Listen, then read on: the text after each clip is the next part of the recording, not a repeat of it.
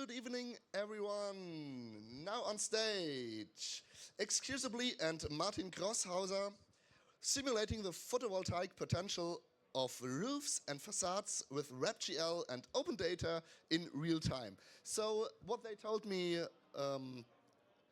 was if you are thinking about installing a PV machine, I don't know the term in English, then you should stay here. If you love OpenGeo data, you should stay here.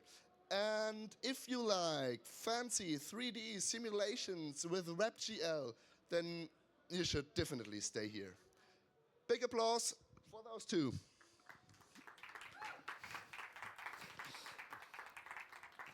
Yeah, thanks a lot. So what we want to do is basically exactly as you said. We want to make a easy and approachable visualization of the solar potential of basically every building in Germany, so that you can basically go on a website, type in your address, and basically find out how much electricity you could actually produce. And this is basically what we try to implement in OpenPV. And there are two other people that were actually helping doing this, but they cannot be here today. But yeah, we also want to mention them because it's also their work. And first, let me show you the website as it is now, because it's online. And if you go to openpv.de, you can actually type in your address and basically look it up, have your house basically shown up on a map, and then simulate it. And basically everything is done locally. So what we do is basically we gather the geodata. So we have the building geometries, we have the terrain model, and we have the vegetation for, I mean, it depends like based on the availability of this data. But based on this data, we can locally on your device, so basically on your phone or on your laptop, simulate or do a physical simulation of the solar irradiation across the year. And then you can basically go and click and then have a expected yield for your PV system across the year. So basically that's the idea.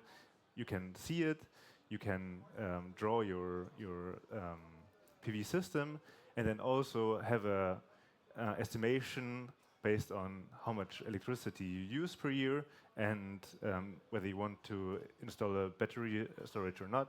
You can basically have a rough estimation of your saving potential that you could get by installing this PV system. And yeah, so basically this is like the prototype as it is now, basically as a very easy. So we're not intending to have a very detailed simulation that is basically like where you do all the planning, but rather like a simple first step into visualizing what you could do, and then get people who might not know if their home is suitable, or also just their flat, their balcony is suitable, to have a first step, a first motivation to actually think about if it's worth it or not. And oops, that was not intended. Yeah, so for us, the important thing was that everything is done locally and everything is done using the publicly available data. So the first prototype basically was basically I wanted to figure out whether it would work on my home at home, basically. And so it was basically a weekend project, as most things. Then basically the first implementation was very rough, but now we want to basically draw the steps that we got, how it got from this very first rough prototype that takes forever to simulate one building to the website as it is now. And yeah, so basically the idea was, okay, if the code is not so much work, then it should be easy to make a web application. But as we all know, it's not so easy in the end. But yeah, now Flo will tell you a bit about like what was the process towards it. Yeah. So to have something like this, the first thing we need is this data. So you've already seen there's data from houses in there and from other things. So in the beginning, we need data. What data do we need? well, obviously, we need all those 3D buildings. Like from whole Germany in 3D, we need the building data.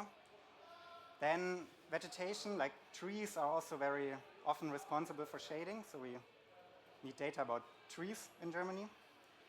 Then mountains, I mean, in Hamburg, probably not so important, but there are other regions in Germany where mountains are also responsible for shading, and we need to take data of mountains and hills also to calculate this potential. And of course, we need sun irradiance and climate data of the position. So let's start with this 3D building data. And what we have is a data set of Germany of all buildings in 3D. And we have this in, we call it a so-called CityGML5 format. So Wikipedia defines CityGML as an open standardized data model, an exchange format to store digital 3D models of cities and landscapes. As CityGML already implies, this is an XML5 format, which means it's a huge text files. And yeah, so what you have in there is coordinates, and so you have coordinates of those polygons. So in the end, like a roof is a polygon, and you have like the points and the edges. You have all those points in the data set, and you have additional information, like this polygon is a wall or a roof. And you have this available from the 16 federal agencies of surveying. So these are the Landesvermessungsämter, it's called in German. Yeah, and whole Germany is roughly 1 terabyte. So, and then the data quality in there varies. Like I've already said this, it's from 16 different sources, and all of them interpreted this a little bit differently. Like, what do they have to publish in this data? So we have places that have really nice, very detailed data. Like here on the left side, this is the castle Neuschwanstein. And on the right side, this is the Cologne Cathedral. So rather detailed, all the different shapes. But then, of course, there are also buildings with rather abstract geometries. Let's say it like this. So on the left side here is our parliament, the German parliament, famous for being most of the time as a height of 0 meters. Or on the right side, it's the Brandenburg Gate, a cubic interpretation of the Brandenburg Gate. Yeah, but I mean, in general, I mean, also what you can see here in like the background. I mean, you see the castle in the foreground, and probably this is like the famous places. They may be also handmade, but also in the background, you see all those buildings, and from all this data is available.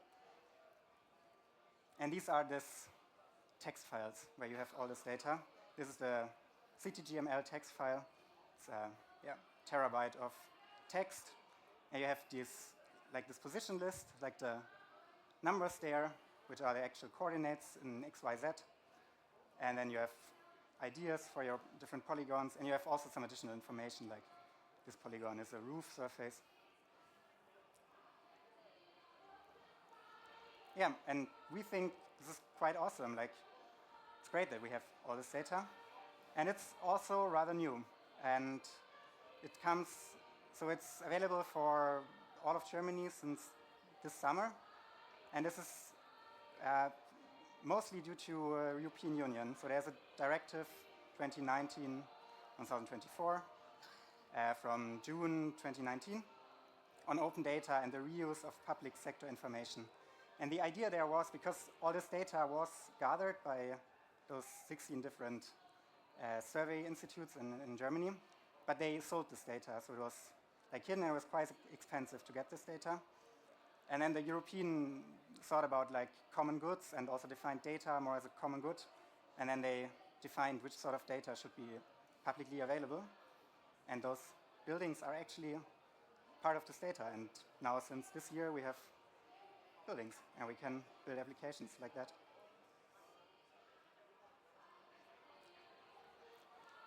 Then the second part is the vegetation.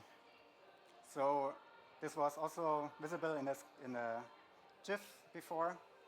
Like in green, what you can see here is trees or other sorts of vegetation, and of course they do shading, so we need them. And we extracted them from laser scans. So I think for every state in Germany, they put laser scanning devices on planes. They fly over the whole country, and they produce this laser scan data. And it's a huge data set, and it has like up to 1 gigabyte per square kilometer. So you can roughly do the math later, how much of terabytes you have when you get whole Germany in laser scan data. We only did this until now for Bavaria because it's rather complicated and it needs lots of storage and stuff and computation time. But for Bavaria, it really worked quite well. And this is actually the raw data of the laser scan. So this is one of those tiles that you can get. And we have plotted like the set dimension with the color. So you just see like the height of the stuff in color. And it's lots of information in there. And there are other data sets as well that are interesting. So aerial imagery is available for most of states in Germany. So on the left side for you, it's traditional RGB color code, so normal photos. And on the other side, it's infrared images. And especially for vegetation, infrared is very interesting because the reflection of plants in the red spectrum is very distinguishable from the rest of the image. Yeah. And there are also digital surface models. In the end, this is like just the upper bound of the laser measurements. And it gives like always the highest point of the surface, including buildings, including trees. And they have this in different resolutions, 20 centimeter per pixel, 40 centimeter per pixel. It depends. And like this last part already shows like the most problems we had here, because there are 16 states in Germany and there are 16 different open data portals. And this was like the largest problem we had when building this, because like getting the data from all the data portals is very different for all the portals, and then especially the sort of data they define of what they give to you is also very different. And the number of potential problems is really large. Just for example, something that can happen that your open data portal is on Christmas holiday. Yeah, so I don't know, probably no data on Christmas. But then something rather nice after like trying to get this vegetation data and struggling, and then in the end we only got it for Bavaria. We thought, okay, we have to do the same now for mountain data, for terrain data. Scrape all the different states. Yeah, but luckily we didn't have to do this. So there's this one person, Sonny, who gives out the data for free in an open license, like it's a CC BY license. So at this point, thanks Sonny for doing this. So we didn't have the problem there. So this person does it for, I think, whole of Europe. Gives out terrain data. You can also visit this website, get terrain from other countries you're interested in. And the last part we need is like solar radiation data. There's this NSRDB, it's called. It's a database of solar radiation. It has time series, so at, I don't know, a good resolution, several kilometers, you get every hour in a year the direct normal and direct horizontal radiance, and this is essentially the numbers we need to make this simulation. And it's the data we use here. Yeah, and after we collected all the data, I hand over back to Martin. Yeah, so now the question is, from this data, how do we actually get it to make sense? How do we actually do the physical simulation? And how it works, probably, I mean, like the naive way of doing is importing all the geometries. So you basically look at your houses, then you also include the vegetation, and then what you do is do this kind of Monte Carlo simulation where you just across the year sample sun positions, and then for points on your geometry, you basically check whether you can from a point on your roof or on your facade, you can at this point in time see the sun or not. So, like, do you have actual direct irradiation by the sun or not?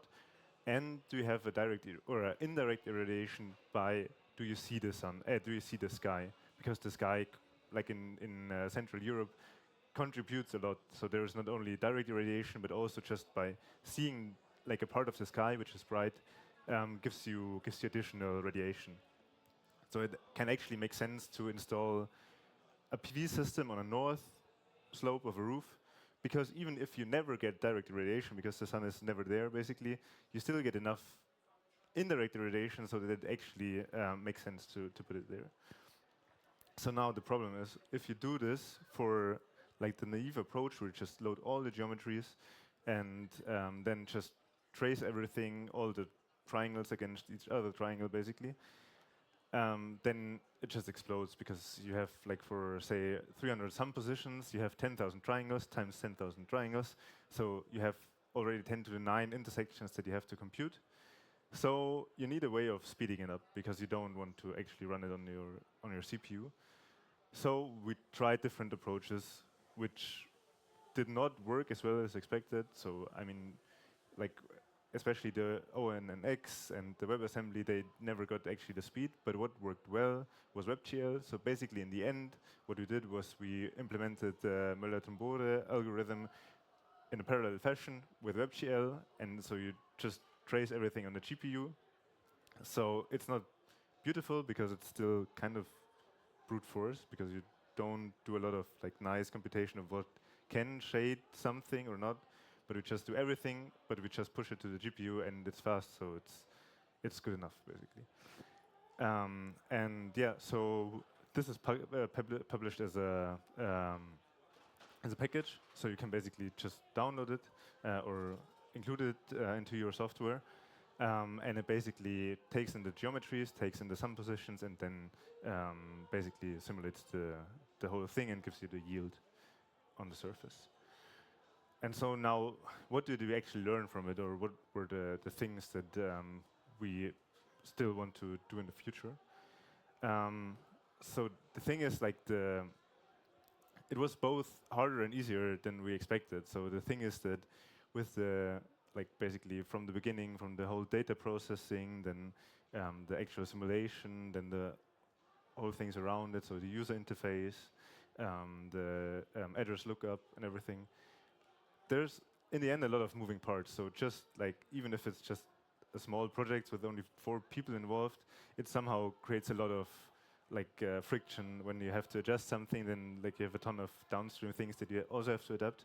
So like, it's kind of already a big software project, more or less, or it feels like a big one at least.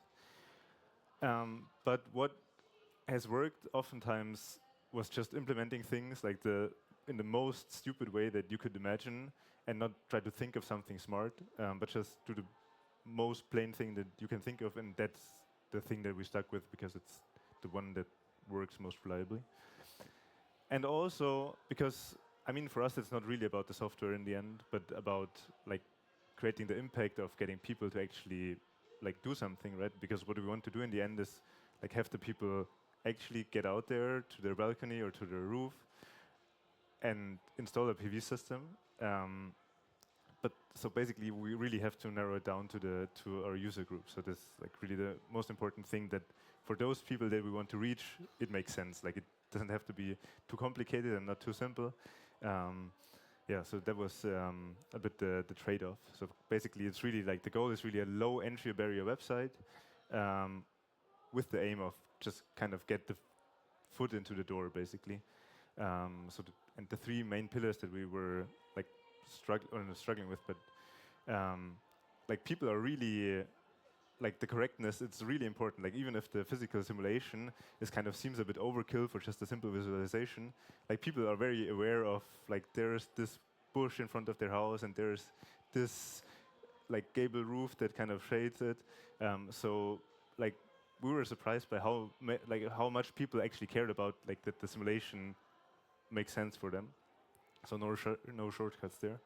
And then the user experience was also a big thing, because it's still like the 3D interface, especially since most people are accessing it via the phone.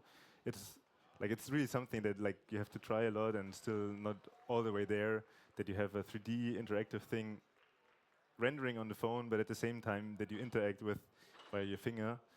And also the last thing is really that it's actionable in the sense that you present some information, but the information should also not just be that you have like information, but also that it makes sense to you in a way that like you have the information and now you actually have a way forward. And in the end, what's really also the thing about solar energy is that people are really good at calculating the amortization time and basically how long you have to have it on your roof so that you actually earn something. So even if there's like this idea of doing it for the CO2 reduction, in the end nobody's doing it for that. Like people are doing it because it saves them money. So so we are trying to implement this a bit better. And so basically our call to action also for you is basically if you came here with the idea, okay, does it make sense or not, then please use the website, please look at it. And one thing that we want to get out is basically that even if you don't own a house or anything, just having a balcony or a place to install it, it basically in most of the cases it makes sense. So it's really like basically what always comes out is that if there is not really a tree in front of your house or you have a north facade, it always makes sense. So like the things are so cheap, like the balcony PV systems, you can get for a few €100. It saves you like more than €100 per year, basically. So it's not like you don't really need to calculate a lot. Like in the end, you don't need a lot of difficult calculations because in the end, it's a no-brainer to do it, basically. Especially since the installation, you don't need to pay an electrician or anything for it, but rather you can just plug it in, like the small PV systems. So, and this is really like what we want to kind of like point people towards to. That they're like basically compared to 5 years ago, it's a completely different ecosystem. So basically nowadays it's just like the default should be that like if you have a balcony or anything that is like could be a place where you can install it, probably it works. Like probably you can just do it. And also, yeah, if you want to yourself basically have more information or tell your parents, tell your friends, there's also this Balkon Solar in Freiburg, which is, they are doing a lot of public outreach. So you should really look at their website, which is linked here. Yeah. And also, like, basically we got funded for this project for the prototype fund. And what's nice about them is that it's also very low entry barrier, but basically for public interest tech. So both for an individual or a team, it can be like a great opportunity because it's only a 2-page application. And yeah, for us it worked super well. Like, I mean, we were there in the round from March till September this year. And it was just, everything was flawless. It was like nothing was a pain or anything. The application is super quick and the people are super helpful. So especially for getting a prototype to run, like this is great. And now they changed the funding system, so starting now, so it's even more money, like up to €150,000, which is a lot. So if it's something that you might be interested in, the application is open till beginning of January, so you have to be quick. But also, it's not a lot of work, so you should definitely try that. And yeah, thanks a lot for listening. Please try it out. We would be super happy if you just tell us your feedback, and also, yeah, if there are any questions, we're happy to. Yeah. Thanks.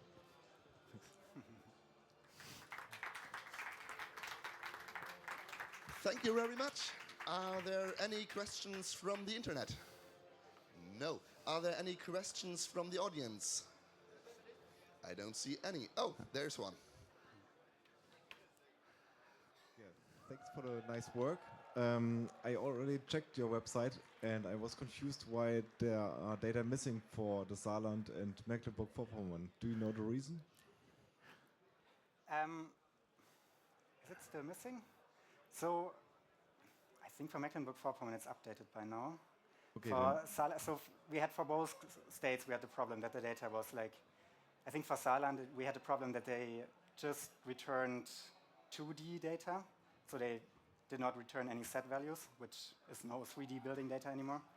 But I think they fixed it. So for Saarland, we're in the process of getting this in as well. I think for Mecklenburg-Vorpommern, we have integrated it. But it was a problem for a long time. It was for quite a long time a problem. So the thing is, like, they have, like, a few of the states have a portal, but it's not really bulk downloadable. So they only have this click interface, and then they zip the So in the end, like, if there's a nice bulk download where you just can basically get all of it, then it works. Okay, nice, thanks. So, are there any more questions? There is one, yeah. Thanks for the session. You said something about getting the distance of the tree and the house, or the house, right? Yes. You get this data from the website you mentioned, from this data sets? Yes. So basically, we basically have a 3D.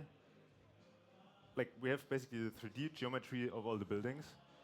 So we have triangles for that, and then we also have the vegetation as a height map, basically. So we can also just load this as a mesh, and then we just do ray tracing, basically. Like, we start from a point on the roof. So basically, we just, like, put points that we want to trace on the roof or on the facades, and then, like, basically imagine being on this point and then looking towards the sun. We check whether we intersect something, like if there's something on the way, like if there's a tree on the way, and if it's blocked, then we say, okay, like, for this time point it's blocked, we don't see the sun. And we do this for all points, for all sun positions. Okay, so we basically just have to give the information of vegetation and the building. So For the rest node, of for the package. okay. For this package, yes, exactly, yes. Okay, thank Yes. you. So, one last question. Hey, thanks again. So you have the laser scan data and the height data. Did you think about creating models of the buildings yourself, since they could be more accurate than the CityGL model? Yes. I mean, you hear me? For now, the CityGML is the easier solution. Yeah. And, Yeah, we want to basically, because this approach is not super nice, like, from a theoretical perspective, because you just do brute force tracing it. But if you do, like, you could also do ray marching instead of ray tracing everything against everything, and then you can do this. Like, basically, you project everything into a 2D height map, and then you basically go along the line and then just go on your 2D grid, and that's much faster. Like, we tried it, it works much better, but it's not implemented yet, so we have to adapt everything. But yes, it makes sense to do this unified thing where you just put everything into a height map and ray march this. It's the best performing thing, yes. So, give them a huge applause.